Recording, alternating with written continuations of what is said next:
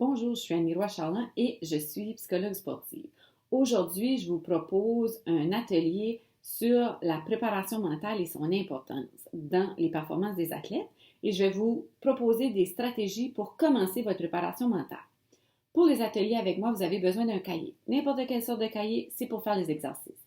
Vous avez votre cahier, bravo, vous avez entamé votre préparation mentale.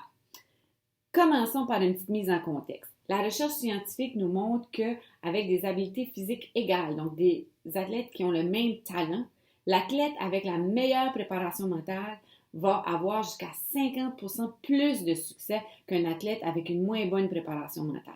Ce pourcentage-là n'est pas négligeable. C'est super important et ça montre l'importance de la préparation mentale.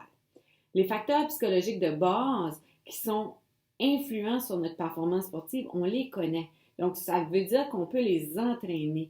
On sait c'est quoi les facteurs qui influencent positivement ou négativement nos performances sportives. Commençons maintenant avec le vif du sujet. Nos pensées, donc ce qu'on se dit dans notre tête, ce qu'on s'imagine dans notre tête, ont un effet sur nos émotions et nos pensées et nos émotions ensemble ont un effet sur notre comportement. Les performances sportives, c'est une série de comportements.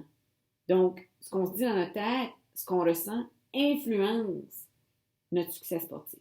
Si j'ai des pensées négatives et des émotions négatives, ça va nuire à ma performance. Et si j'ai des pensées positives et des émotions positives, ça va améliorer ma performance.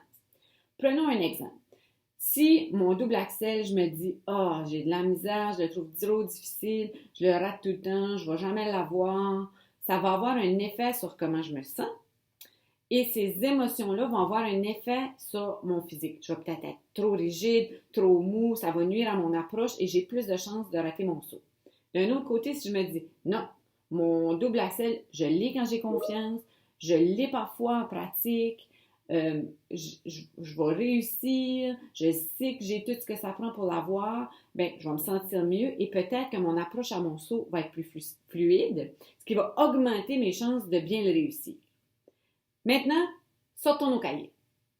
Première étape, dans les prochaines pratiques, je vous invite à identifier vos pensées. Donc, pendant que vous pratiquez, qu'est-ce que vous vous dites dans votre tête? Est-ce que c'est positif ou négatif? Est-ce que vous avez des pensées négatives? Ces pensées négatives-là, quand est-ce qu'elles se produisent? C'est quoi les émotions qui vont avec? Notez ça dans votre cahier. C'est la première étape. Deuxième étape, c'est là que ça demande de la pratique. Maintenant, vous allez, pendant les pratiques, identifier les pensées négatives, les arrêter et les remplacer par une pensée plus positive. Nos pensées négatives ont tendance à être automatiques. On se répète souvent la même chose. Et donc, maintenant, vous allez identifier ces pensées-là et vous allez tenter de les remplacer. Mais pour que ça devienne des pensées positives automatiques, ça demande de la pratique. Comme vous pratiquez votre corps, vous devez pratiquer vos pensées. Donc, je vous invite à identifier, arrêter et changer vos pensées négatives. Ce sont les premières étapes de la préparation mentale. Je vous invite à les pratiquer.